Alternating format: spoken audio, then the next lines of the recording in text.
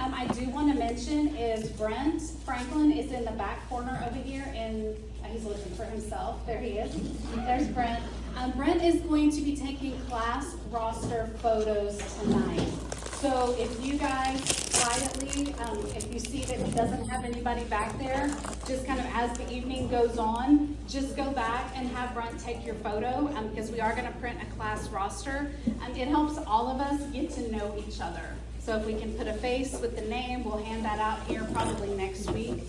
So that way, name tags, it's hard when you're talking to somebody and you're looking at their name tag to see who they are. But if you have that class roster, then we can kind of put faces with names, and that helps all of us. So before the evening is over, please make sure that you have gone back to have Brent take your photo.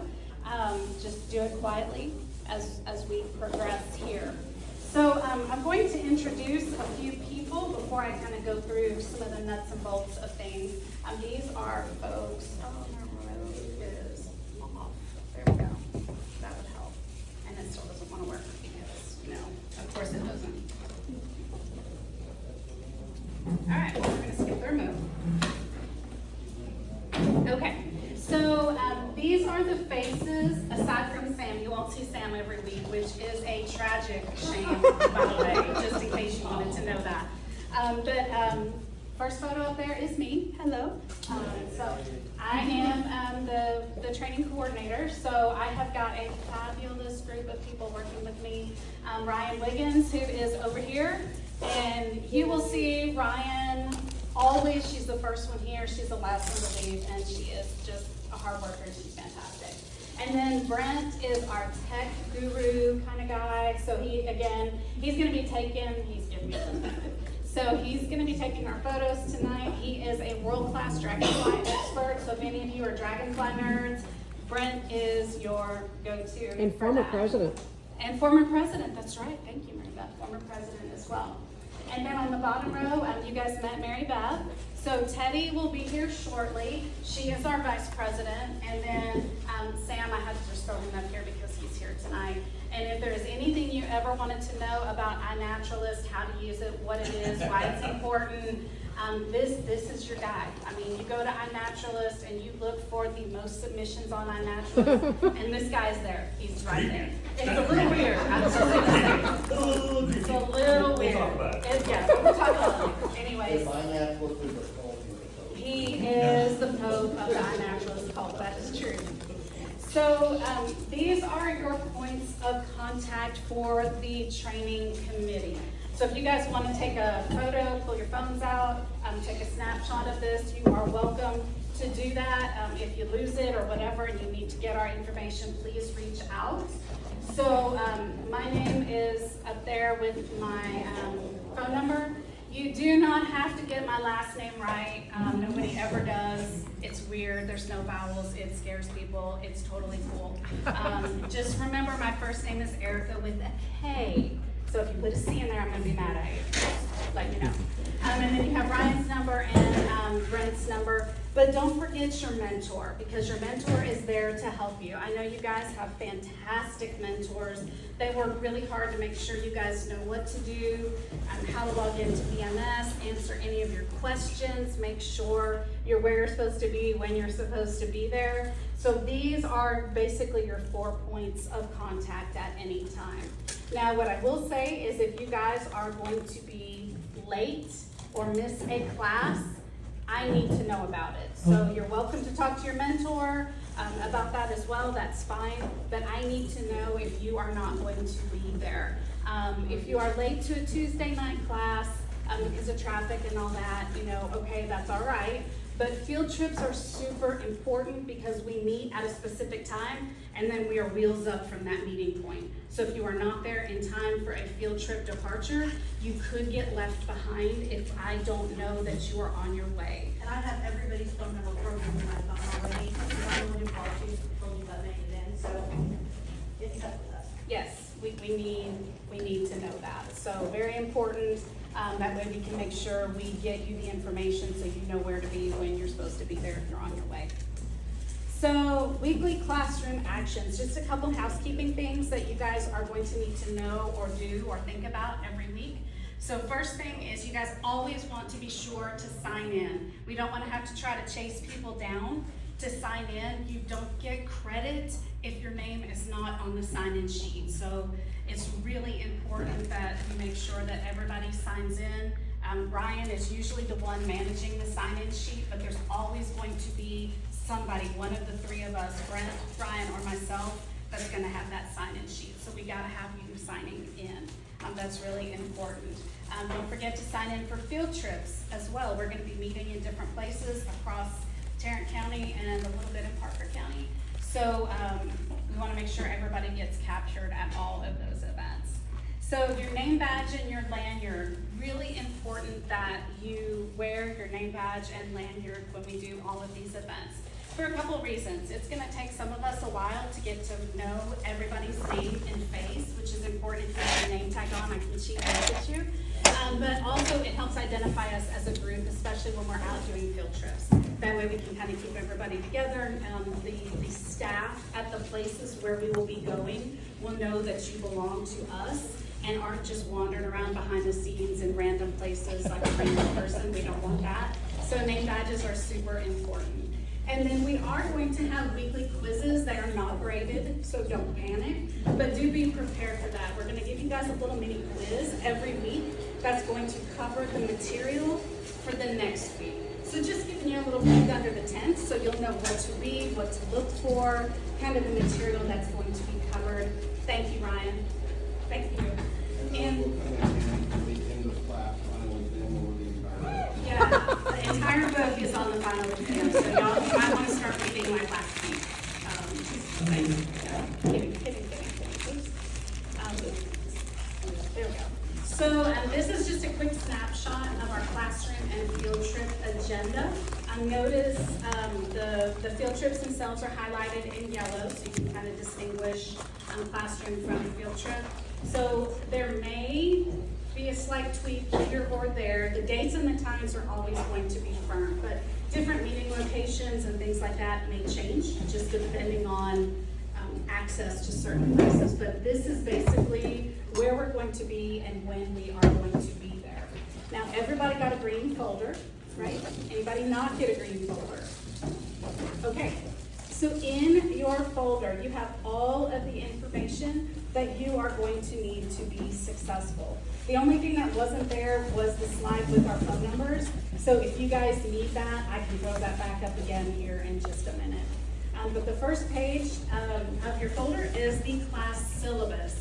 So that basically is just walking you through all the details on the different classes, who is going to be presenting what they are going to be covering, and when that is going to happen. So just kind of scroll through that when you have time. Nothing you have to memorize, but it is there for your information. And then you'll get to the pink page, which separates the syllabus and the schedule from the handbook itself. Now, the handbook has got a lot of great details that we are not going to cover today. I encourage you to read through the handbook. It really, I think, will answer probably 95% of the questions that you may have. If something does pop up that the handbook does not cover, please let your mentor know, or you can reach out to any of us on the training committee. But for the most part, everything is pretty much here. We are, as of tonight, going to start recording our time in VMS. So I know everybody has successfully logged into VMS, created your profile, and you should be good to go to start recording your hours. So you guys are going to get 3 hours of training for tonight. If you struggle with that and don't know how to get it entered in VMS, that's where your mentor is going to come in. So they will be able to walk you through that process. Once you do it a handful of times, it's going to be like clockwork. It's a little weird at the beginning, and then everything kind of flows pretty easily. So if anybody wants their picture taken, Brent's just back there. He's waiting. Don't hesitate to jump up. Seriously. Yeah, there will be a break. So just throwing that out there. There is a roadmap on page 4 that talks about certification. So if you guys want to know a little bit more about how to get certified fully as a master naturalist and how quickly you can do it, that is on page 4. And again, contact your mentor with any questions, and we will all be here at the end of class too to answer questions in case you guys need that. And then we basically just go into the rest of the how to use VMS and all of that good stuff. The last thing at the end of the book, and this is on page 22. So on page 22, where we start there, this is where we start the list of all of the volunteer opportunities. Some of you may not be ready to start volunteering quite yet, and that is totally fine, but some of you guys may be ready to hit the ground running and start with the volunteering immediately, and we highly encourage that, by the way, if you're ready. So that gives you all of the volunteer opportunities and where you can start volunteering tonight. As of tonight, you guys are official trainees, and your volunteer hours do count toward your certification. So you are ready to hit the ground running. There's a lot of advanced training or education opportunities that are out there as well, so you can start your advanced training, and you can do that now as well. And I think Sarah, our mentor director, had something to say. Thank you, Erica. I just want to say to everyone here, well, I'm glad you're here, but specifically about starting volunteer and getting certified. When my cousin Jimmy and I took this last year, at the beginning we were like, oh, we have a year and a half to go. We won't worry about that until next year. We've got a lot going on. And then as you go along this course, I think Julio was like 200 hours and then the first month. Anyway, all these people are starting to fill their hours. And I was like, wait, hold on. If they get certified, I want to be certified too. I don't want to wait another year. So I'm just saying, maybe from the beginning, maybe go ahead and start at the volunteer hours. You'll actually probably want to get certified by the next year. Thank you. Thank you. Yeah, very, very good wisdom there. Don't wait till the end. Start doing a little bit at a time. The cool thing about that too is not only are you going to start building hours, but you're going to start meeting people. And that to me is the coolest part of being in this group, because you're going to meet some really amazing people. People that you're going to want to be friends with, that are going to want to be friends with you, that you're going to learn from. You'll understand more about how the organization works. You'll learn more about the opportunities that are out there. So I highly encourage you guys, maybe even find a buddy and you guys go and volunteer together. If you need help with any of that or have questions, again, talk to your mentor and talk to any of us on the training committee. My 2020 besties right here. There you go. Awesome. So I think I said enough about that. So some things to consider, just a couple quick points, and then I'm going to turn it over to Sam. So each training class chooses a communication platform. And basically what that is some tool, whatever you guys choose, for the group to communicate. You guys can share ideas, opportunities, experiences. A lot of times they'll plan get-togethers and maybe go have a beer one night if you are 21 and older. Disclaimer there. Whatever you guys want to do. I think they did a game night once or twice last year where they got together and played games and things like that. So I want you guys to be thinking about the type of platform that you would want to use. I know last year they used Discord. I'm very, very old and I don't like Discord. But I was on there anyway because that's what the class chose. I like the Facebook group myself because, again, I'm old and I like that. But that's up to you. It's a class choice. So we'll kind of do a group vote here in a couple weeks, and you guys can pick what platform you would like to use to communicate as a class. There's no requirement to participate, but we have found that helps with class engagement. It helps keep people connected, and it helps share different experiences and volunteer opportunities as well. So we are at some point going to be placing a group swag order. So if you are wanting some Texas Master Naturalist shirts, hats, jackets, an official, well, you guys have an official lanyard, so never mind. Hats. I did not get an official lanyard. Yeah, that's I went fancy. Thank you very through much. training. We all had to buy our own. Yeah, we had to buy our own. We're not at all bitter or salty about that, just in case you wanted to know, Mary Beth, but that's okay. So that will be happening. So think about that. It's, again, not a requirement, but if anybody wants any of the stuff, we'll have that opportunity, and Mary Beth's going to bring us that information when it's ready. Each Tuesday night after tonight, well, we're gonna ask you tonight, but starting next week, we're gonna ask for 2 or 3 people to volunteer to bring snacks for the group. It can be fruit, chips, cookies, cupcakes, homemade peanut brittle, whatever. But we'll ask for 2 or 3 people to volunteer to bring snacks for the following week. Everybody, you guys bring your own drinks if you guys can do that. But we'll have just some snacks set out here on the table for people to munch on during class. So if you'd be willing and able to volunteer once or twice to bring snacks, that would be fantastic.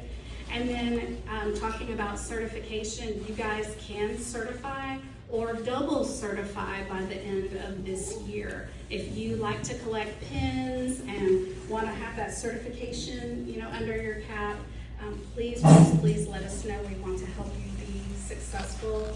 If you guys don't know Julio back there, Julio is like the poster child for getting certified, and I think it took him like 2 weeks or something crazy like that to get certified.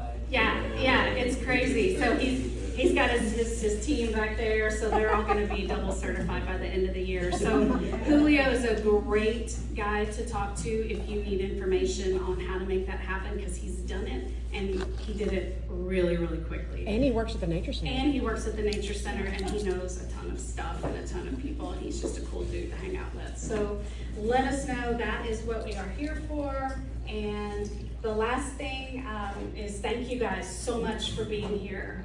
As you all know, when we went through the interview process, we had more than double the amount of applicants that we had space for. So it's very difficult for all of us that are on the training committee to choose and to whittle it down, because we every year have fantastic candidates that we have to say no to.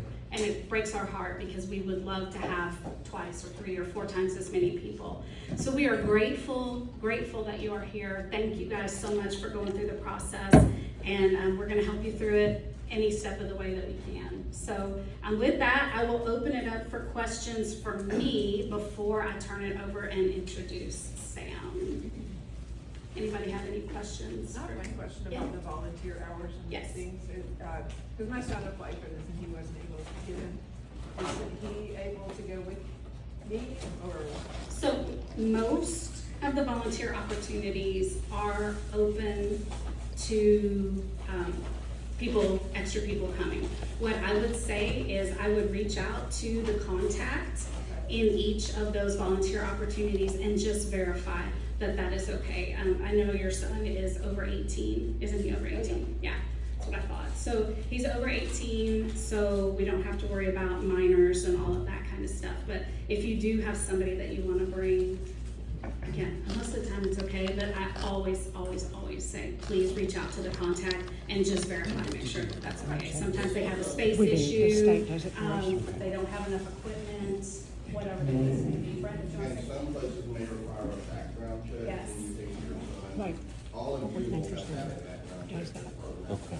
for just any volunteer. You're not want to verify stuff like that.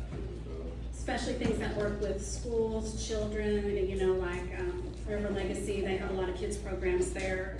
I know the Nature Center requires a background check, so things like that would just be something to be cautious of as well. Yeah, you're welcome. Any other questions? Yeah. Oh, do the volunteer hours, can they count towards multiple things at once? Like, say, next year you're going for Master Gardener too. Do they count as just one, or? So I'm a Master Gardener as well, and my instruction through Texas A&M AgriLife and the Master Gardener program, because I was a Master Gardener first, was that you cannot double dip. Okay. So that is my official stance on that. You cannot double dip. So if you wanted to do Master Gardening, you kind of have to pick and choose where you would want to count those hours. Because there will be things that could count for both, especially advanced training and educational opportunities that will count for both. So yeah, good question. Yeah. Anybody else have a question? Okay. All right, don't forget, please continue to rotate back to Brent. If you see he's not doing anything back there, jump back and have him take your photo. We want to get everybody's picture tonight if we possibly can. And I'm going to now, if you're ready. Fasten your seatbelt. I go first because I'm a good. Wait, they're seniors? I'm a good presenter, but then I go first because you're gonna look at me and go, okay, that was pretty good. I don't wanna go after this guy. No, nobody does. Because he's fantastic. So, let me unplug. I got you. Okay. So, this is Sam Kieschnick, and I have never, ever sat through a presentation where I was just as excited and pumped as I possibly could be after going through Sam's presentation. Oh my Yeah, God. I'm telling you, I was ready to hit the ground running as soon as we got Erica, done. this Yeah. is just like we practiced. Thank you. Oh my God. I know, we did good, didn't we? We did so good. We did so good. We did so good. So will you tell them your Sam job and all that? is, one of our sponsors with Texas Parks and Wildlife, and he is an urban biologist. He's gonna tell you all about that, and you're gonna learn just exactly why being a master naturalist is so important tonight from Sam. So we will all be here at the end if you have any questions, and with that, I am going to Yay. turn it over to Awesome, good job, good. And I do want to mention also, Teddy just walked in. If you don't know Teddy, there is Teddy. Teddy, if you could stand up, tell us what Master Naturalist year you were. And then also one thing that you got out of the Master Naturalist program. 23, I think? Welcome. 2023? 2023, yeah. You, that's what I got out of it. Again, we practiced this. We totally practiced this. No, literally the What did first you get? night listening to your presentation, I think I called my friend that's here on the front row. And I was like, oh my God. Yeah, you made me cry and wanted to save the world. Okay, So- can do it. Good answer. Good. And a couple other introductions. Can we sort of go down the line and introduce you? Oh, real quick. We certainly can. Yes. I'm Jane Casper, I'm the class of 2022, and I have about 3 mentees here. I haven't met you yet, I don't know who your others. So I'll get to meet you guys this week, and welcome. I'm glad again, as I said, Sam is awesome. He was, at first night, I was asking him questions, I was like, oh wow, you're an awesome presenter, and everything, so, yes. So anyway, I'm Jane. So, Carol, stand up and tell me something about myself. I'll tell you something about Sam. No, Carol, stop it. Really. Please. Sam will remember every one of your names. Yes. I swear. He will remember Losing your it. kid's name, your dog's name, your boyfriend's name, your husband's name. Your plumber's name. He is on it. And then he'll show up at your I'm house. losing it. I'm losing a little bit. But, Carol, what year were you? Okay, 2015. And I served as the membership director until recently, and now Anna Marie back there is the membership director. So, and I'm here just to support the class tonight. Awesome. Is that okay if we sort of go through the veterans real quick? Yes, Ryan. Hi, Brian, 2020, we did it all on Zoom and wearing masks, so we survived it. So, I mean, even talking about Sam, I got goosebumps, so be prepared. We moved him. He used to be like the third or the fourth, the last talk. He used to be the last talk. And then we decided he had to be the first talk because he was so meaningful. Awesome. Very good. Probably right there first. Yes, if you was in the line. Yeah, you can Go ahead. You're just bragging on how you never forget. I am forgetting. I'm Deanne, class of 2017. I just resigned from the treasurer position, so that was one of those open spots you could always talk about getting into. And yes, the most unforgettable part of the classes was when Sam got involved. I mean, it didn't matter if it was in the auditorium that first night or out on the field trips. There was no such thing as silence with Sammer. My wife says the same thing. It's okay. Yeah, there's no silence around you. Something, and there's not a whole lot you can't ask that man and get a good answer. Damn. Wow. Yes, and I forgot. Go ahead. Hey, Glenda, I'm a class of 2024, and I'm a mentor. I first met Sam at a trout lily high in Candy Hills, probably one of the first years they had it. Yeah. And I was mesmerized because he was so excited, and everyone there was so excited, especially the kids. Sam is a resource that I wish I could become. Jeez Louise. So, Amy, would you talk about something you got out of the Master Naturalist program besides me? It's sweet. Come on. I'm Anna Marie Fresta. I am a mentor for a few of you folks here, and the newest membership director. Still learning my position. Class of 22. And I would have to say that this has given me a whole new thing in life to be excited about. If that makes any sense.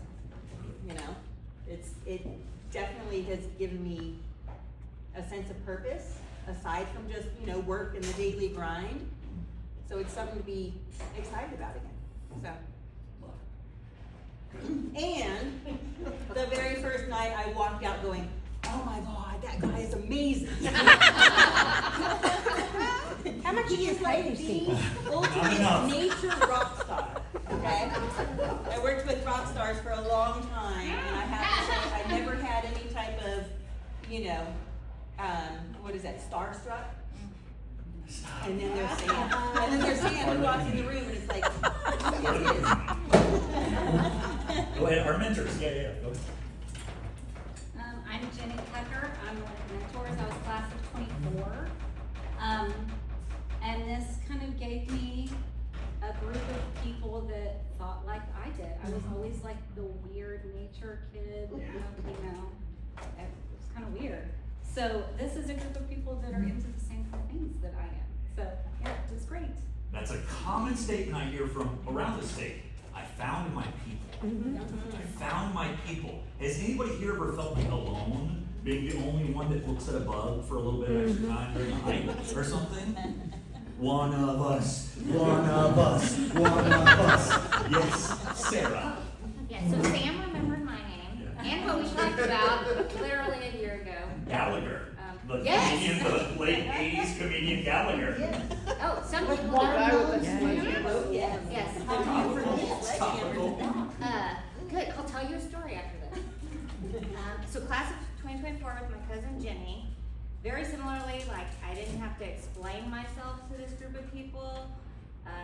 Like I would bring a little picnic basket of cloth napkins each time. So if people wanted to use cloth napkins, they could, and I didn't have to tell these people why I was doing that. So that was a different experience for me. And when I left after Sam's presentation, he is the public speaker I wish I could be as well. So anyway, thank you, Sam. Thank you, Sarah. Good. Julio, do we have any other mentors? Julio. Good. Okay. Surprisingly, actually heard of you Yeah. before the Naturalist.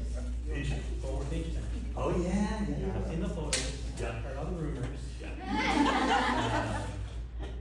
did not disappoint. Okay. Depending on the rumor. On you. But yeah. But just hopefully to help others out here, like how the Nature Center helped me out, to help bring more opportunities for people to see, like, hey, there's more than just looking at bugs. Yep.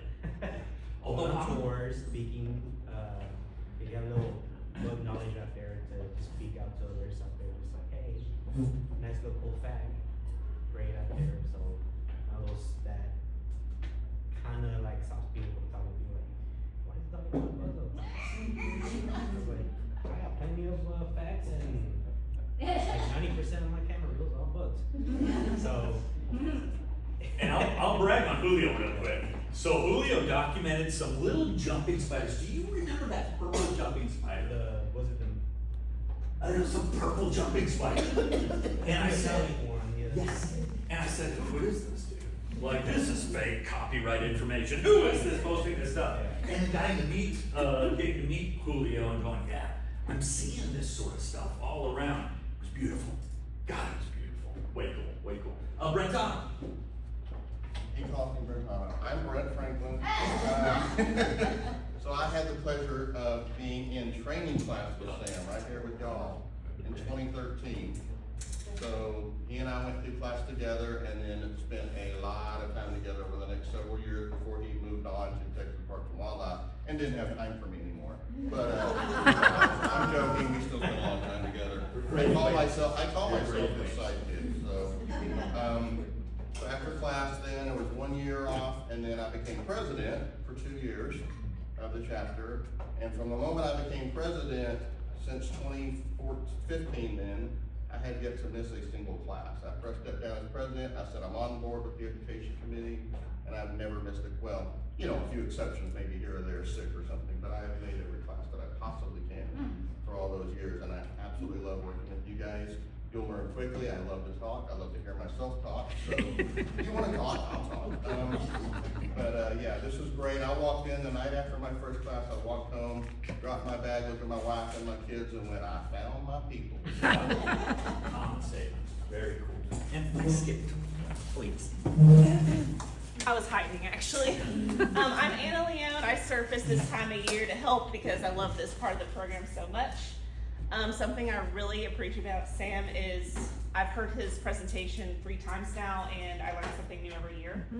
The other thing is he empowered me with saying I don't know and well actually. Well actually. Gestation period is this long. But no, this is my favorite time of year. I can't wait to work with you guys, and I'm here if you have any questions. Good to see you. And then finally, Mary Beth. Oh, I went through the training in 2016. Turn that phone around. No. 2016. But I went through the training in 2016, and I felt like I knew nothing. And I pretty much did know nothing. I'm an engineer and an IT person. So I've been learning continuously, and I'm the little girl that always liked school. You know, the one that you didn't like, and she sat on the front row and she asked all the questions, that kind. But it gave me a chance to just keep learning, and with fun people. It's great. So welcome. And Sam is the best. I try to channel Sam when I speak. I'm still working on it. Okay. Very good. And he paid all the rest of these people, but he didn't pay me. Golly. I'm waiting. So man, it's great to see all of y'all here tonight. So as has been mentioned by so many people, my name is Sam. I am very lucky. So freaking lucky. Would you pinch me? Jeez. I am so freaking lucky to get to work with this community. And this is the true sense of the word. We will commune with each other. Not with food for our bellies, even though there might be some food, but food for our minds.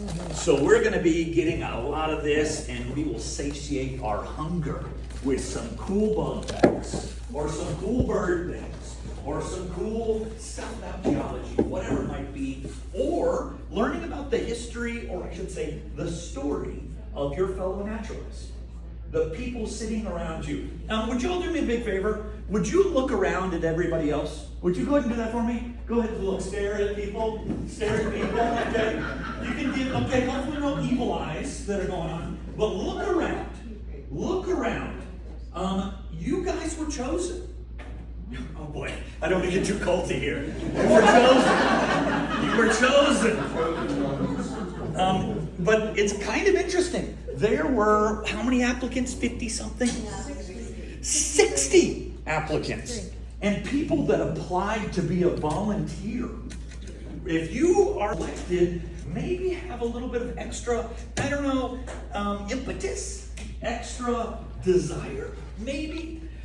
You guys are investments. We're investing in you, but also you're investing in the program. I am saying this on behalf of the state of Texas, by the power vested in me by the state of Texas. Love saying that. Thank you so much. Thank you so much for being part of this program. It is a beautiful community, one of us. It's a group of people, but as Anna was mentioning, Annabeth. Anna Marie. See, I've lost my names. Anna Marie as Anna Marie was saying, it's sometimes hope in a hopeless world. I mean, again, I don't want to get too like hocus pocusy, religious-y or whatever, spiritual, but sometimes it's pretty hopeless outside. If you keep your eyes open, it's hopeless. But if you look closer, there is hope that is sprinkled all around. And this program is a hopeful program. So while we're talking about hope, let's make up tribes. Let's start doing some tribal stuff.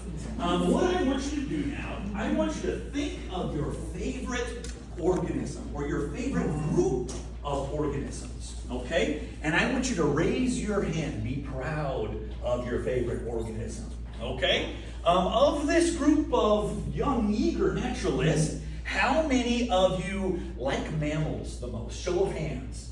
Okay, good, we got a few mammal folks. Show of hands, birds. And look around, look at your tribe. Birds, okay, we got some birder folks, those things fly around. Herps, which means reptiles, amphibians, nice. Cool, creepy, herp people, nice, I love it. Fish, anybody like fish? We always hate fish. Every single year, everyone hates fish in here. They're delicious. How many of you would say plants are your favorite organism? Good, look around. Plants. Yeah, what do you say? We have to only pick one. You are only allowed to pick one. You're on a desert island and you are only allowed to be with one of these groups for the rest of your life. You're wishing you chose fish now, huh? Desert island. All right. Okay, I'm just making that up. How many like the bugs, the invertebrates, all that stuff? Yes. Good. Then I'm gonna raise the roof over there. I gotta raise the roof, Sarah. Raise the roof. How about fungi? Anybody like fungi? Very good. Yes. Very cool fungi. Fantastic fungi. There's a lot of really neat research that's going on right now with the fungal universe that exists out there. There's a lot of chemical communication amongst lots of organisms that utilize fungi. And I'm also watching that show Last of Us. So fungi might destroy us. Okay, how about our next question? What kind of organism would you like to learn more about? Now, it may be also your favorite group of organisms. It's okay to double dip with that. Who here wants to know more about mammals? You can only choose one. On a desert island, you're given a bunch of field guides to just this one group. Who wants to know more about mammals in here? Anybody? Good. Who wants to learn more about birds in here? Good. A couple birders here, potential birders. Herps. You want to learn more about herps? Nice. Fish. Anybody? Probably should delete that from my slide every year. Poor gilled bastards. Plants. Who wants to know more about plants? Have you ever walked outside and you see a little plant and you don't know its name? Has that ever occurred to you? It's happened once or twice. They have names. They have life histories. They have a predator. They have a way to avoid being eaten. So cool. Who here wants to know more about bugs? Anybody? We are living on a bug planet. This is a bug planet that we are just momentary visitors here. Who wants to know more about fungi? Yep. Lots of neat stuff out there. Tons and tons of neat stuff. So again, we're going to continue solidifying our tribes. What is your favorite type of habitat? Okay? Your absolute favorite type of habitat. Who here would say forests? Show of hand. You like the shade? You like being in the shade and trees? It's pretty nice. Pretty nice. How about the shadeless prairies? You like those prairies? What is the worst case of chiggers you've ever had? And you're doing this as though it's a memorable moment. A memorable moment. Tell the group, your worst case of chiggers. 3 nights of not being able to sleep because of itches. Ooh, 3 restless, memorable nights. Wonderful. Go ahead, Timothy. Covering the bottom of my feet, I can barely walk. Ooh, I walked on chiggers. They just moved me like a little platform. Nice, yeah. Okay, that's pretty intense. Who here likes to put your feet in some water on the rivers, the riparian areas? Love this stuff. You might see some fish. Don't hate them. Don't hate them. You want to see lots of fish? Well, ocean. Anybody like the ocean areas? It's okay. It takes a bit of a drive to get there. That's all right. Who likes urban areas? Oh, what's wrong with us? What's wrong with us? I love the urban areas. As an urban wildlife biologist, I study the urban ecosystem. And my dear friend, we live in an urban ecosystem. We'll talk about that in a second. Okay, show of hands on this one. How many of you growing up were able to, or just did, play outside? Show of hands. Did anybody do this? Hold on, keep your hands up. Keep your hands. All of us. Look around, look around. All of us got to do this. Whether you know it or not, you were lucky. You were lucky if you got to play outside as a little kiddo. One of the places that Brent and I did a lot of cool stuff, Oliver Nature Park. It was a nature park in Mansfield. I was a nature educator out there. Worked a lot with the Master Naturalist program and field trips and stuff. And little kids would come out to the field trips. And, we're not talking about inner city kids, not too many inner city kids. But as they got out to the nature park, what do you think they would ask? What would their first question be of a little third grader, fourth grader, fifth grader coming out to the nature center? What do you think? Where's Bigfoot? Where's Bigfoot? That's a legit question. We're still looking. We're still looking. Any other questions? What would you expect? Snakes. I won't make fun. Where are the bugs? Oh, that kid I'm holding on to. That kid's going with my group. Okay. All right. Any other questions? It's kind of similar to where is Bigfoot. It would be, where are the tigers? Where are the lions? Are there dinosaurs? You can go birds. You can talk about the evolutionary adaptations of birds then. There are those sort of weird questions that sometimes we got as nature educators with little kids coming in. I'll talk about that in a second. But you guys all raise your hands on, did you get to play outside as a kid? Shifting a little bit in mood here. What would you say is the biggest threat to nature? Okay, let's look at our list. I'll let you put your hand up on any of these. Who here thinks habitat loss is a threat? Okay. Who here thinks climate change is a threat? How about invasive species? Is that worth anything? Human overpopulation, is that important? Over-harvesting of resources, okay? Nuclear war, is that a big deal? I just watched Oppenheimer not long ago, and I was thinking about like the bugs out there in Nevada that are just living, they're adapted to the desert, and then lo and behold, this nuclear bomb gets dropped on them. They didn't have much of a say in that program, but okay, nuclear war, potentially. How about apathy? Is that a big deal? Who cares? We're going to talk about that. We're going to talk about who the F cares. We'll talk about that. Are you optimistic? Are you optimistic? And I see a few facial responses to that question. You are telling me your answer. You're here. You're here. You have already said yes. You have said yes to this question. You are optimistic about the future. It doesn't mean that you can't have your heart broken. Teddy, our hearts get broken all the time about what we see out in nature. It can be shattering. It can be discouraging. It can be disappointing. But we remain optimistic in some of these sometimes dark times. We're part of this program. As we kind of continue our talk about this program, why don't we read it together as a group? Okay, let's read this together as a group. I know, as Erica said, we all know how to read. So yeah, you can read this stuff in your booklets. But why don't we read the mission statement of the Master Naturalist program together? All right, on the count of 3. 1, 2, 3.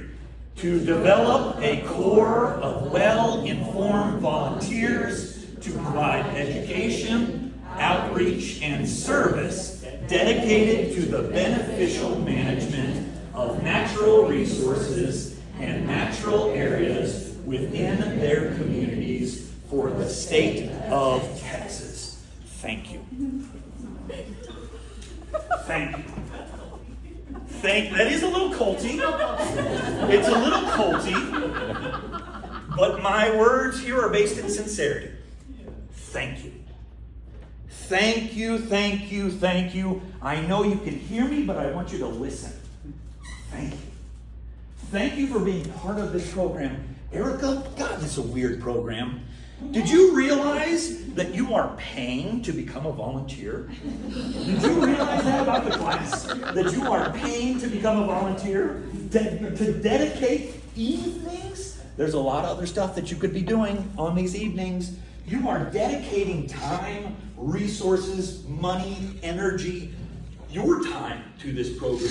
So I say it in all sincerity. Thank you so much. This program isn't about grunt labor. It's not about grunt labor. It's not about that form of community service. The origins of the program were more of, we don't just need people to pull out plants or to plant plants. We need people to tell others why we're pulling out these plants, why we're putting in new plants, why other people can do that in their own yards. That's our role. That's our job as Master Naturalists to do this. So thank you. We're also on the front lines. We are on the front lines of this term called nature deficit disorder. And nature deficit disorder, it is a thing. It is a thing where when kids go outside, kids, maybe even adults now, they go outside and they don't know what to do. They go outside and they want to go right back inside because there isn't a curriculum on what exactly you got to look for or experience when you're outside. A couple interesting studies that put some empirical evidence on this, so not just anecdotal stuff, but empirical.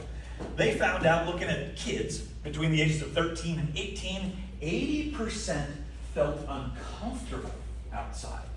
And it makes sense why they feel discomfort, because either there's no natural area nearby to go to or no way to get to those natural areas. The Kaiser Family Foundation did another study looking at kids between the ages of 8 and 18, and this was a good 25 years ago. Looked at between 81 and 97, outside unstructured play was down by 50%, 30 minutes of unstructured outside play, and 7 hours of electronic screen time. And I heard the mumbles. Before we cast stones, how much time today were you getting a tan from your device? I'm a biologist. I get paid to play outside. And I was doing emails. I was doing mostly emails today. I know, look away, Sarah, look away. So before we cast stones on some of these, 7 hours of electronic screen time. Now this was done, pre-2000. I brought up this story and this study to show that these kids are adults now. They're voting on stuff. They're making decisions, land management decisions or policy decisions about nature, about civilization, all of that. Your friends, your family, strangers will find out that you're a master naturalist. They're going to find out that you're a master naturalist. And they're going to come at you with a question. They're going to preface it by saying, but you're a master naturalist, right? So they're going to ask you, what is the gestation period of a raccoon? You're a master naturalist. What's the gestation period of a raccoon?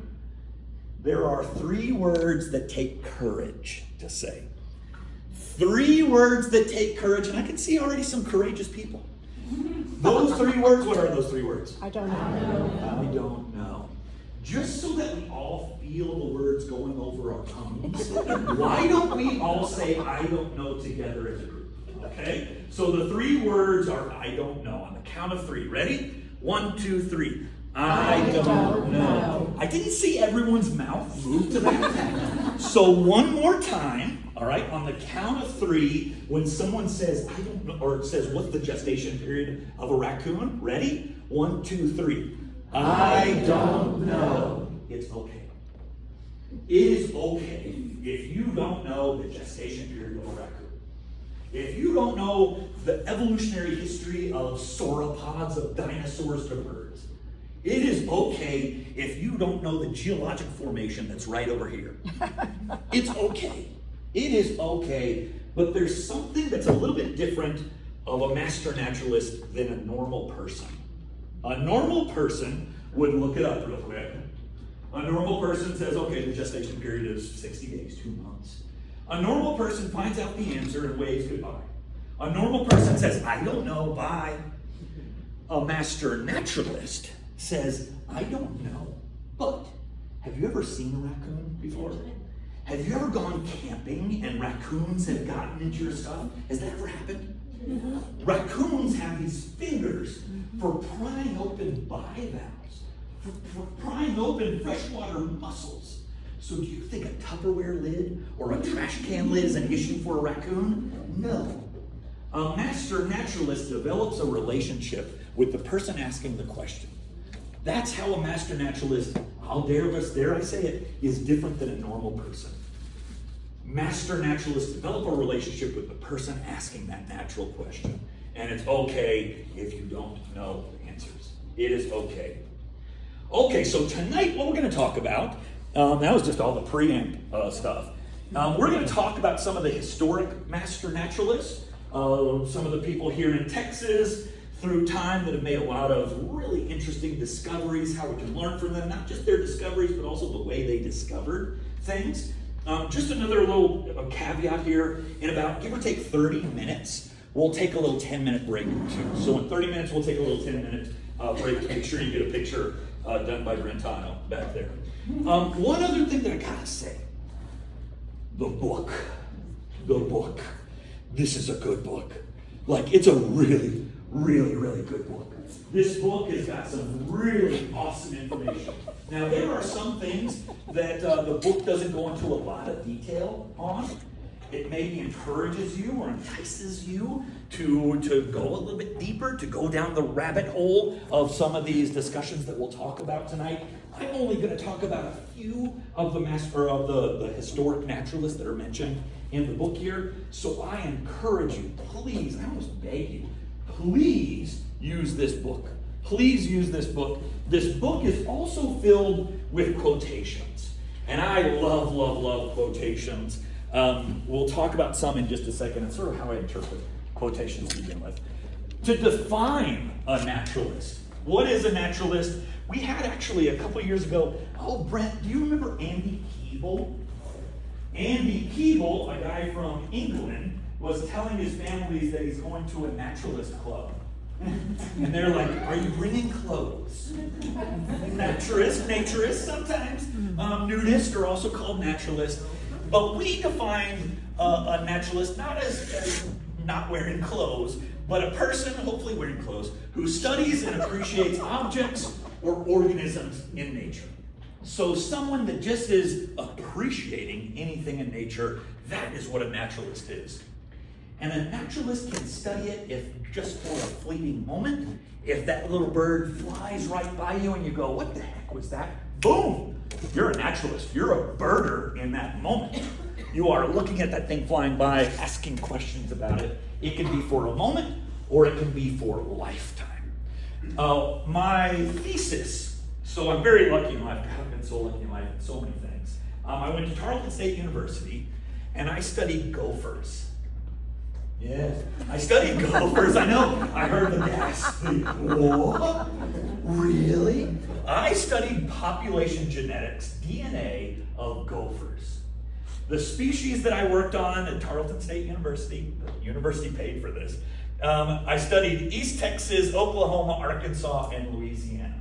I would drive around those 4 states. I would go to people's front yards. Can I collect your gophers? Okay, with some caveats of like, well, who are you? But they would typically let me collect their gophers, and I would do the genetics on these things. Gophers are cool. They are crazy cool organisms. And genetically, they're bonkers weird.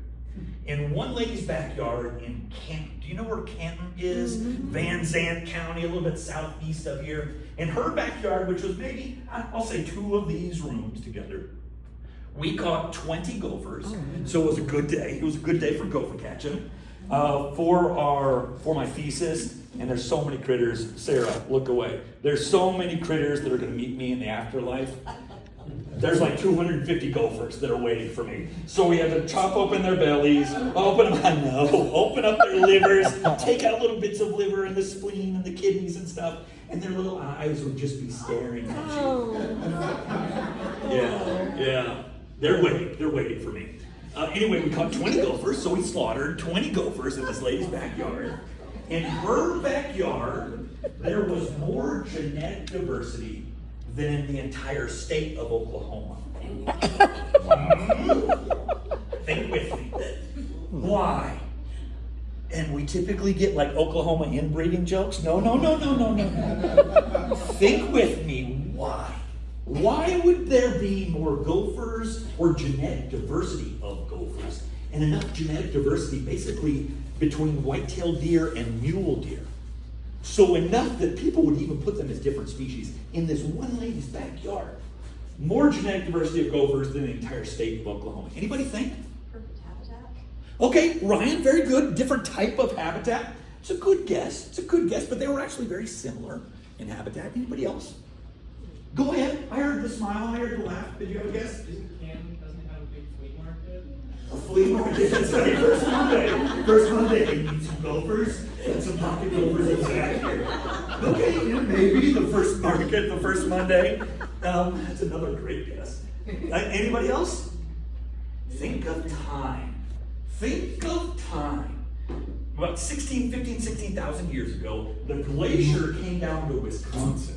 It changed a lot of Oklahoma, kind of going to Ryan's point, to be different habitat. So Oklahoma was kind of like Canada. As the glacier receded back, there were fewer individuals over time that started moving north or spreading out. So we had a smaller gene pool of gophers moving up to Oklahoma. Why am I bringing up all of this? Because I spent 3 years studying gophers. It's all I cared about. I cared about no other species in the world besides gophers. A naturalist does this too. It can be a momentary, wow, isn't that interesting? Or it can be a lifetime, or 3 years of college time looking at gophers. Was anyone intimidated by the term master naturalist? So, who was it? Who said it? Carol? No, who said didn't know anything? Tell me. Mary Beth said that. I didn't know anything coming into this. And the term master implies expert. There's an implication that a master has an apprenticeship and does tons of rigorous studying to become a master naturalist. Well, the master of master naturalist does not mean expert. It does not mean expert. Our devices, this device knows more right now than you will ever learn. Everybody in this class, Siri is more of an expert than you will ever be. The master of master naturalist means dedicated. It means a dedicated volunteer, a dedicated person that's interested in gophers, in bugs, in birds, not fish, everything else. So interested in everything else that's part of nature. This is what a master naturalist is. It's a dedicated volunteer.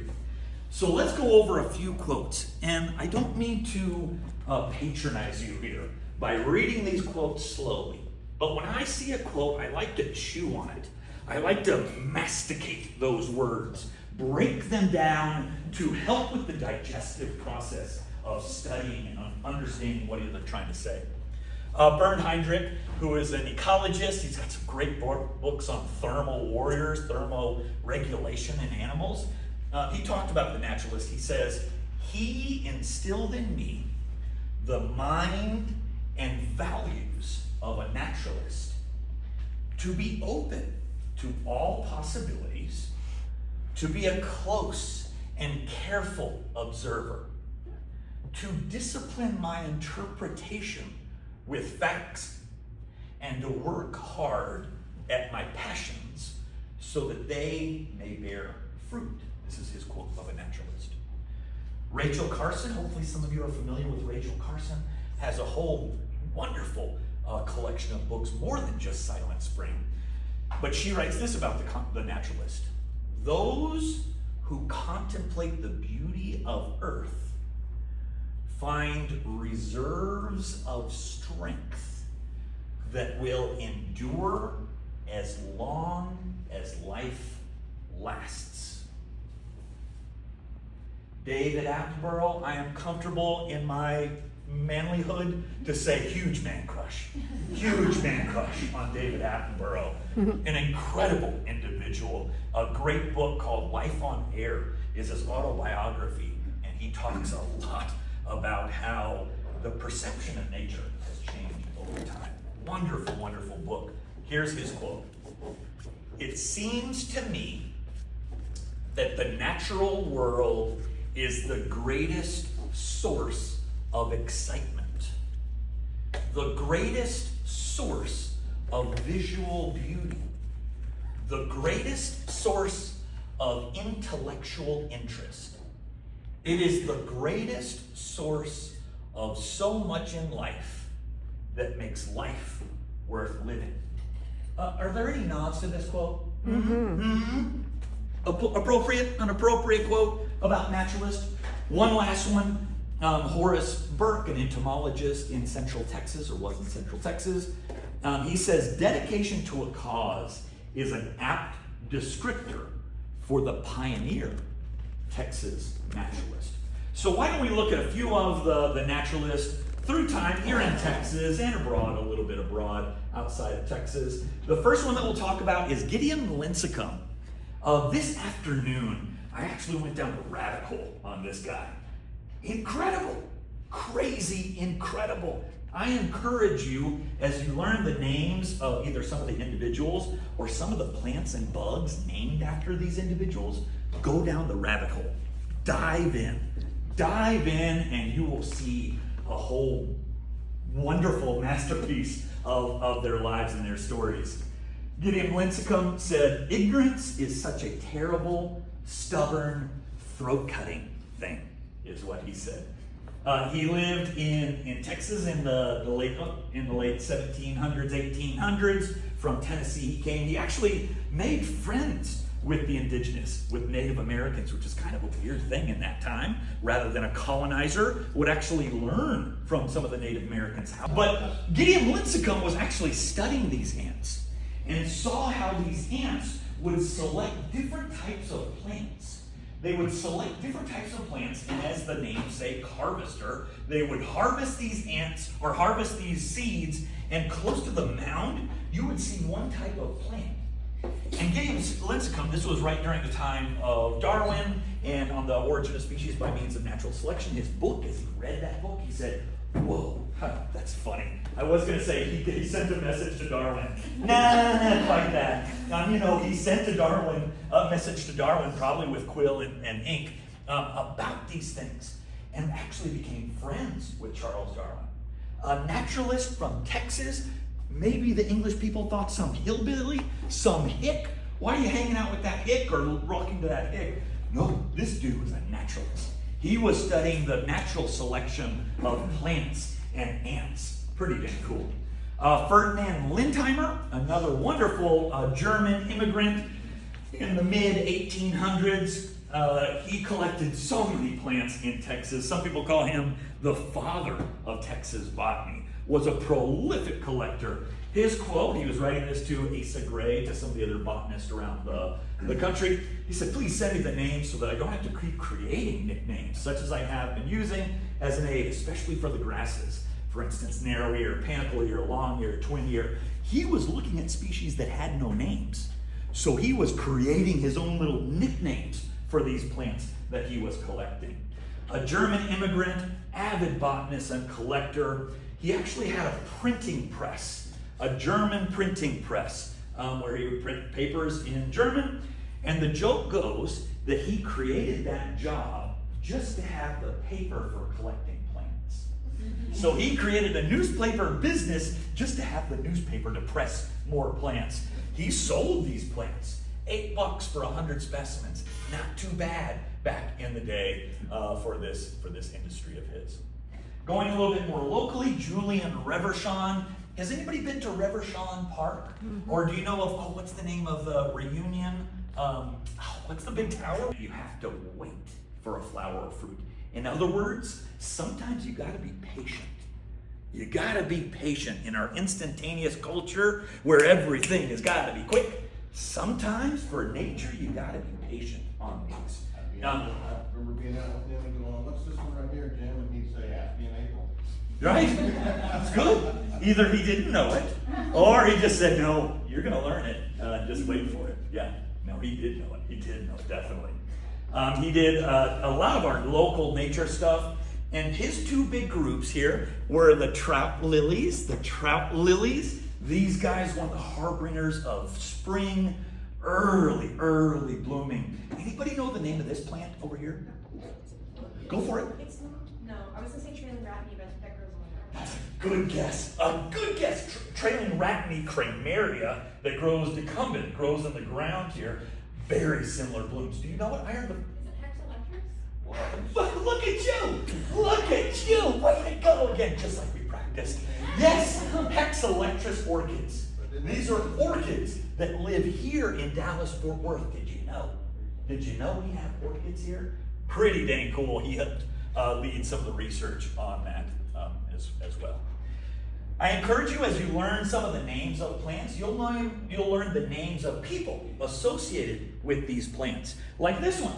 This is Lindheimer's daisy. We have Lindheimer's muley. Well, named after the people typically that found them, or at least have some association with them. One of the coolest experiences of my life was to go at the top of, this is me, I had one fewer chin back in those days. Golly, what happened? What happened? You know Whataburger does double meat burgers these days? God, Sarah, what happened to me? Anyway, I got a great experience, and I got to go to the top of Comanche Peak. Comanche Peak is in Somerville County, Hood and Somerville County, as you're going towards Granbury. As you go there on Granbury on, what is that, 287 or whatever the road is. I got to go up to the top of Comanche Peak, and I looked at Dahlia reversionii. Dahlia reversionii, it is found in 3 counties in the world: Parker, Hood, and Wise. Weatherford is the epicenter of this species' existence. Nowhere else on the planet is this thing found. Dahlia reversionii, named after Julian Reverchon in 1899. He was at the top of Comanche Peak. And in one part of the Comanche Peak, the exact right geology, this walnut limestone exists. So I got to, this kid, got to go to the exact spot where Julian Reverchon went to collect this unknown plant. Forgive the back of the hair on the back of my neck for standing, but man, what a cool experience. We're going to go back to the question of who cares in a little bit. We'll come back to that question. Vast majority will call that a weed. Just some weed. But man, it was a cool experience. There's a lot of curiosity that exists. And especially after you learn the names of something, we'll take a break in just a second. The names, the life is based on discovery. Of a naturalist, your life is based upon discovery. Does anybody know the name of this quote-unquote weed, this plant? Go for it. I think it is shepherd's purse. Shepherd's purse. Way to go. Shepherd's purse. Capsella bursa pastoris is the other name for it. This guy, if you're not familiar with it, it's a super common plant. Crazy common. I bet you $0.25. If we were to come out here in February, March, early April, we'd see tons of it.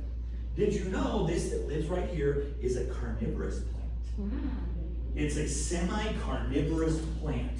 What this cool plant does, it's a mustard, it's brassicaceae. It pops open these capsules and the seeds are released. They release 2 enzymes. One of the enzymes, or the protein, is an attracting protein. It attracts little nematodes and microbes to it. The other one is an enzyme that breaks those little nematodes that come to the smell of that seed. And it germinates on the decaying corpses of those little tiny microbes. Way cool. How did I know this stuff? How did I know this stuff? It came from learning the name of this. Once you learn the name of it, It opens up the doors of knowledge, showing a whole hallway of new doors, but still, you're in the room. You're in the room. One more thing about it is that it's edible and it tastes like pepper on the tongue. Ooh, edible. There's some cool plants out there that are indeed edible. Y'all have botany. You'll have a botany class. Doesn't Tiana teach that? No? Who's doing botany this year? Do you remember? We're not doing botany specific, we're doing forestry. Forestry, yeah. So you'll learn something. Michelle teaches that one. So she'll talk about some of the edible plants that exist out there, people that have different uses of plants. This one, even though it's not native to the area, it's a Mediterranean plant, absolutely edible. Some cool stuff exists about it. Sam, Yes, go for it. we have a master naturalist member of this chapter who named a species, We do. Jeff Quayle. Yeah, Jeff Quayle has a lovely plant named Senecio quaylii that's over by Mineral Wells State Park. Was just an amateur naturalist. Jeff is an amateur naturalist. Was collecting plants, brought one to Britt right next door. I guess this is all Britt now. But brought one to the herbarium right next door and said, hey, what's this thing? Boom, new name for it. Had a new name for it too. So yes, it is a life based on discovery. We too can be discoverers in this. And it doesn't have to be new stuff to science. A new stuff to me is still relevant. I mean, it's still crazy cool to learn about a semi-carnivorous plant that lives in my flower garden. Christopher Buttle has another quote, a naturalist studies the natural environment generally with a broad range of interest, rather than a particular specialty.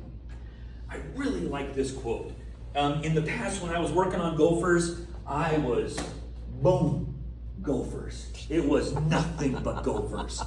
But there is so much intellectual enjoyment when you open up your lens a little bit and you see what gophers are eating, what things eat gophers, where gophers live, the geology of these gopher places. So a naturalist really has a broad range of interest. Now you may say, okay, Sam, that's pretty cool about those historic naturalists. They're living out in the wilderness. Well, we live in the city here. I want you to look at that picture, the urban ecosystem, and I want you to think of, let's just say an animal. Okay, I want you to think of an animal that you would see in this. Name the village. Anybody know the village? Go ahead. Well, the village of Dallas. Okay, let's go to the village of Dallas. Hey, there's Reunion Tower. There it is. I want you to think of an animal that you would expect to see in this little area. Okay, I want you to think of an animal, and the question is there biodiversity in the urban ecosystem? I want you to think about it. Is there diversity? On the count of three, say your animal out loud. Ready? 1, 2, 3. Perfect. They're all here. They're all here. So far, we have documented 12,900 species just within Dallas-Fort Worth. Just within the 9 counties that make up DFW, over 12,000 species. Brentano, let's go. How many can you name? Brent can name 2. Okay, so Brent, me and you have 12,000. Sam's seen all of them. No, just a few. I haven't even seen them all. That's what's so exciting about it. So there is tremendous biodiversity that exists here. Tremendous biodiversity that exists here. And I will argue personal discoveries are still valid. This is a cool little cricket here. My wife, Elizabeth, I love Elizabeth dearly, she knows that. But we have an interesting relationship. She's into fabrics, she's into quilting, all that sort of stuff. She loves nature too, but she's kind of into fabrics and quilting. So one of our agreements is I drive her to a fabric store, and then she goes to the fabric store, and I go to the ditch. I go to the ditch outside of the fabric store. As a matter of fact, on iNaturalist, you can see every fabric store in Texas. So I was outside of a fabric store in Dalworthington Gardens, just over there by Arlington. I was in the ditch flipping over some little logs, and I found one of these. This weird cricket. It's a blind cricket. The name of this one is Myrmecophilus.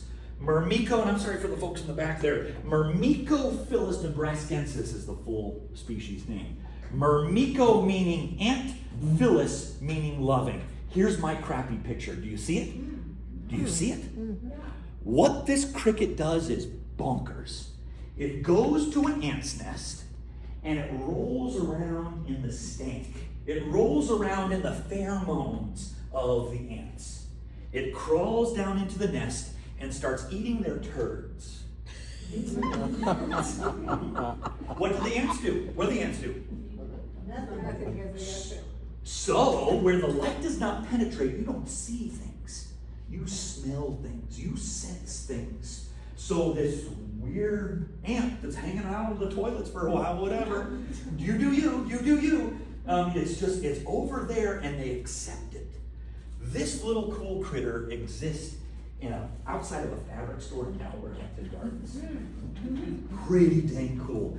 Veterans don't answer. Who here knew about this guy? I'm gonna come back to no hands up on that. I'm gonna come back to that in a bit. But personal discoveries, let me tell you, it's like I had chiggers for 3 days. I couldn't go to sleep.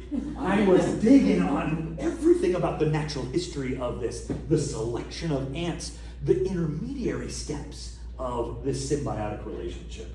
Way cool. Okay, why don't we do a break? Yeah, we'll do a little break. We are at 7.